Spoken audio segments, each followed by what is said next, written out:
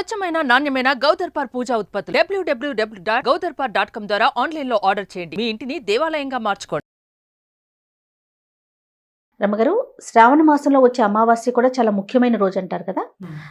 ఈ రోజు ఏమైనా ప్రత్యేకించి మనం పాటించాల్సిన నియమాలు ఏమైనా ఉన్నాయంటారా? పోలాల అమావాస్య అంటారు. అవును, అయితే ప్రత్యేకంగా పోలాల అమావాస్యకి పూజ చేసుకుంటారు. పోలేరమ్మకి పోలాంబ వ్రతం అంటారు. మామూలుగా ఇళ్లలో కొన్ని ఇళ్లలో అలవాటు ఉంటుంది. అలవాటు ప్రకారం పూజ చేసుకునే వాళ్ళు ఉంటారు. పల్లెటూళ్ళల్లో పశువుల పండగ రోజుగా భావిస్తారు. ఎడ్లకి పూజ చేస్తారు. వ్యవసాయానికి పూజ. వ్యవసాయం చేసేది వ్యవసాయానికి ఆధారమైంది నాగలి, దాన్ని పట్టుకుని నడిపేది ఎద్దు. వ్యవసాయం ఉన్న వాళ్ళు ఎడ్లకి పూజ చేస్తారు. వ్యవసాయం లేని వాళ్ళు మట్టితో ఎద్దు బొమ్మను చేసి పూజించే వాళ్ళు ఇదివరకు పల్లెటూళ్ళల్లో. ఇప్పుడు వ్యవసాయానికి ఎడ్లతోటి చేయటం మనకి తగ్గిపోయింది. అవునండి, మెషిన్లు వచ్చేసినాయి, ట్రాక్టర్లు వచ్చినాయి, ఇప్పుడు ఏదో పవర్ టిల్లర్లు అవి ఇవి రకరకాలు వచ్చినాయి. కానీ సంప్రదాయమే. కానీ ఎద్దుకి బసవడుగా భావించి పసుపు బొట్టు పెట్టి కాస్త మెడలో దండేసి వాళ్ళకి ఉలవలు దాణా అవి ఏమైనా తినిపించి శ్రద్ధగా చేసుకుంటారనమాట. అయితే ఈ పోలాంబ వ్రతము సంతానార్థులైన ఆడవాళ్ళు సంతానం బాగుండటం కోసం చేసుకుంటారు. పోలమ్మ అంటాం, పోలేరమ్మ తల్లి మనకు తెలుసు కదా. పిల్లలకి బాగుండాలని పోలేరమ్మకి దండం పెట్టుకుంటారు. పోలమ్మకి దండం పెడితే పిల్లలు బతికి బాగుంటారని చెప్తారు. అయితే దీనికి పూజ చేసే విధానం కూడా కొంచెం ప్రత్యేకంగా ఉంటుంది. ఈ పోలంబ వ్రతానికి కంద పిలకకి పూజ చేస్తారు. కంద చెట్టుకే పూజ. కంద బయటికి ఆకుపచ్చగా చెట్టు కనపడుతుంటుంది, కింద పెద్ద దుంప తయారవుతుంది. కొత్త పిలకలు వచ్చాకే పై చెట్టు వాడుతుంది. అట్లా సంసారం పెరుగుతుందని కంద మొక్కకి పూజ చాలా ప్రధానమైంది. అవును రమ్మగారు కదా, గుర్తొచ్చిందా? ఎందుకు అంటున్నానంటే మా ఇంట్లో ఉంది కంద మొక్క. మా ఫ్లాట్స్ లో ఉంటారు వేరే ఆంటీ వాళ్ళు తీసుకున్నారు లాస్ట్ ఇయర్. మొక్క కావాలి పూజ చేయాలని గుర్తొచ్చింది. పూజ చేసుకుంటారు. పిలకలు వచ్చాకే పై చెట్టు వాడుతుంది అనమాట. అంటే సంసారం మారాకు తొడిగినాకే ముందుది ఆగటం, పిల్లలు కలగటం, మరి తర్వాత వంశాభివృద్ధి జరగటం. దాంతో పాటుగా ఇలా పూజ కనుక చేసి అమ్మవారికి కట్టినటువంటి తోరాన్ని పిల్లలకి కడితే వాళ్ళకి దోషాలు అవి తొలుగుతాయని చెప్తారు. ఈ రకరకాల పద్ధతులు. ఇందులో సంతానం కావాల్సిన వాళ్ళు కూడా ఆడపిల్లలు అయితే గారెలు, మగపిల్లలు కావాలంటే బూరెలు నైవేద్యం పెట్టాలని చెప్తారు. 9 రకాల పిండి వంటలు చేసి పెడతారు. 9 రకాల కూరగాయలు వేసినటువంటి శాకాన్ని అమ్మవారికి నివేదన చేస్తారు. శాకాన్నం కూరగాయలు వేస్తారు. మన గుమ్మడి, బూడిద గుమ్మడి, తెల్ల గుమ్మడి, సొర, తర్వాత చిక్కుళ్ళు, ఇప్పుడు టమాటాలు వేసుకుంటున్నాం అనుకో, అన్ని రకాలు అట్లా అన్నీ వేసి 9 రకాల కూరలతో చేసినటువంటి పులుసన్నాన్ని అమ్మవారికి నైవేద్యం పెడతారు. ఇది ఒక విధానంగా చేస్తారు. అక్కడి నుంచి ఇడ్లీ పిండి చేసుకుంటాం కదా మనం. ఉప్పుడు రవ్వ వేయకుండా బియ్యపు రవ్వ వేసి పిండి పడతారు. మినపప్పు నానబోసి రుబ్బుకోవటం, 1కి 2 బియ్యపు రవ్వ కూడా నానబెడతారు. బియ్యపు రవ్వ కలుపుతారు. ఇడ్లీ పిండిలాగా తయారవుతుంది కదా. దాన్ని పనసాకులతోటి చిన్న బుట్టలాగా కుడతారు. ఆ పనస బుట్టలు నింపుతారనమాట. ఈ పిండితోటి నింపి ఆవిరి మీద ఉడికిస్తారు. కొట్టంగి బుట్టలు అంటారు వాటిని. ఈ బుట్టని వాళ్ళ నివేదన చేస్తారు. పనసాకులు ఒక పోలి ఒక బుట్ట అంటారు. ఒక వెడల్పాటి దాని మీద ఒక ఆవిరి కుడుంలాగా వేస్తారు ఈ పిండితోటి. ఇడ్లీ ప్లేట్లలో పెట్టరు, విడిగా పళ్ళెం మీద పెడతారు, లేదా ఒక గుడ్డ మీద వేసి ఆవిరి వాసన పోలి కడతారు. ఇంత వెడల్ రౌండ్గా ఒకటి, దాని మీద నిలబడేది ఒకటి బుట్ట. పోలి బుట్ట అంటారు. ఆ పోలి బుట్టను కూడా నివేదన చేస్తారు. ఇది ఇప్పుడు చేసే పద్ధతి అనమాట. పోలాల అమావాస్యకి చేయవలసింది ఏంటంటే ఇది వాసన పోలి అంటారు దాన్ని. మనం ఇది ఇడ్లీ పిండిని ఇక బట్ట కట్టి ఒక గిన్నెలో నీళ్ళు పోసి పైన ఒక తెల్లటి బట్టని వాసనలాగా కట్టి ఆ నీళ్ళ గిన్నెని పొయ్యి మీద పెట్టామనుకో, ఆ పై బట్ట మీద ఇడ్లీ పిండి వేసి మూత కనుక పెడితే చక్కగా ఉడికిపోతుంది ఇడ్లీలాగా ఆవిరి మీద కదా. ఆవిరి కుడు మనం ఆయికుడు అంటాం కదా. ఆవిరి కుడుని వీళ్ళు ఏమంటారంటే పోలి అంటారు. వాసన కట్టిన పోలి. ఈ పోలి బుట్ట ఇవి 2 నివేదన చేస్తారు. కంద పిల్లకకి ప్రధానంగా పూజ చేస్తారు. ఇవి ఇళ్లల్లో అలవాట్లు ఉన్న వాళ్ళు చేసుకునేది. వాళ్ళ ఇంట్లో అలవాటు ఉంటే ఆ ఇళ్లలో ఉన్న అలవాటు ప్రకారము చేసుకుంటారు. దీనికి ఒక అనుబంధంగా చెప్పే కథ కూడా చాలా ఇంట్రెస్టింగ్గా ఉంటుంది. కథ చెప్పుకుందాం తర్వాత. ఇంకా ఇప్పుడు చేసేది ఏంటంటే గారెలు బూరెలు నివేదన చేస్తారు.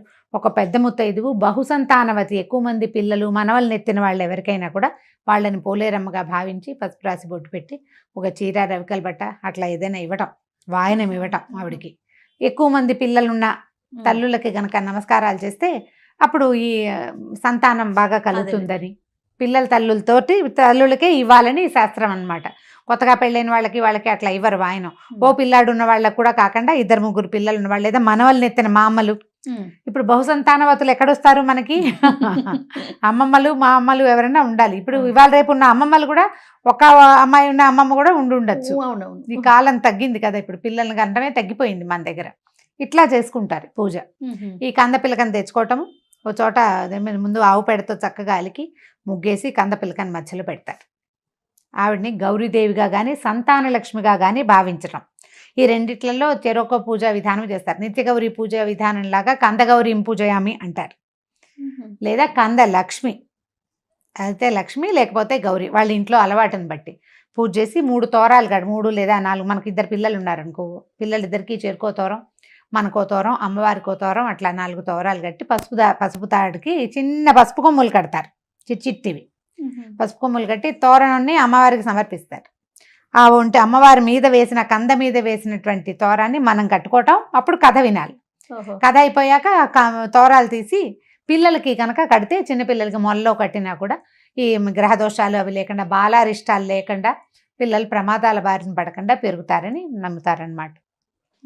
బాగుంటుంది. మనం ఇప్పుడు విడిగా మనకు అలవాట్లేదు, మనం ఎప్పుడు చేయలేదు, ఇది ఒక ప్రత్యేక పూజ, అమావాస్య నాడు పూజ చేసే విధానము అనేది జ్ఞాపకం పెట్టుకుని దండం పెట్టుకుంటే సరిపోతుంది అంతే. పెద్దగా పూజ చేసే అలవాటు లేదనుకో, ఈ అలవాటు లేని వ్యవహారాలు చేయమని నేనైతే ఎంకరేజ్ చేయను. అవును, చేస్తారు ఇట్లా. పద్ధతి ఉంటే చేయమంటారు. పద్ధతి ఉంటే మానేసుకోకుండా చేసుకోండి.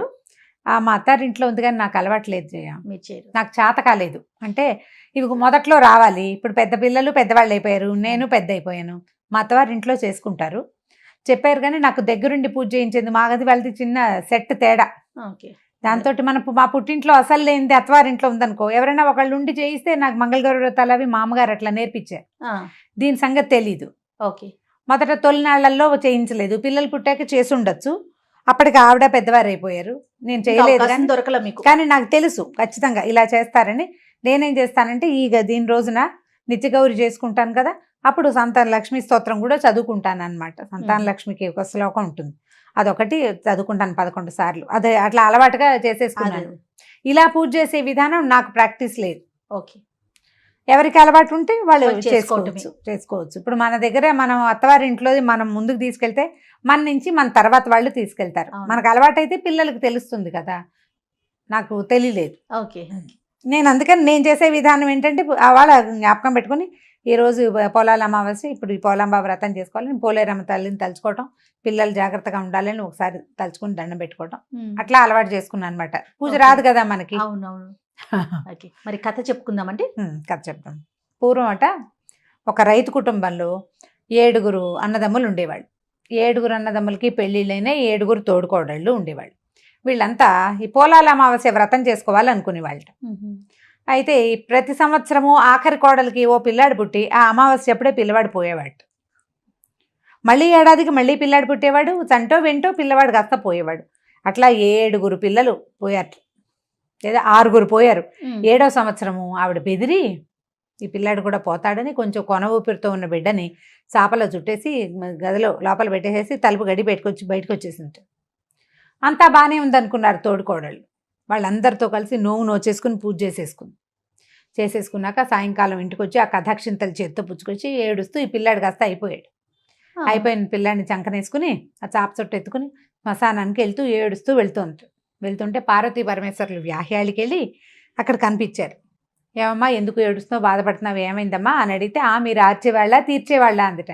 ఆర్చేవాళ్ళము మేమే, తీర్చేవాళ్ళము మేమే, ఏమిటో చెప్పమన్నారు. చెప్పమంటే 6 పిల్లలు పోయారు, ఇదిగో 7వ పిల్లాన్ని బొందలో పెట్టడానికి తీసుకెళ్తున్నాను, ఈ పూజకి ఏమో నేనే అడ్డపడుతున్నానని వాళ్ళంతా అన్నారని పూజ కూడా చేశాను, అయినా నాకు ఫలితం దక్కలేదు అని గోలుమని ఏడిస్తే, అంతా మంచి జరుగుతుందిలే, ఆ అక్షింతలేసి పిల్లాన్ని అందరినీ ఎక్కడ పడుకోబెట్టావో అక్కడే పడుకోబెట్టు, నీకు కష్టం తీరుతుందని చెప్పారు.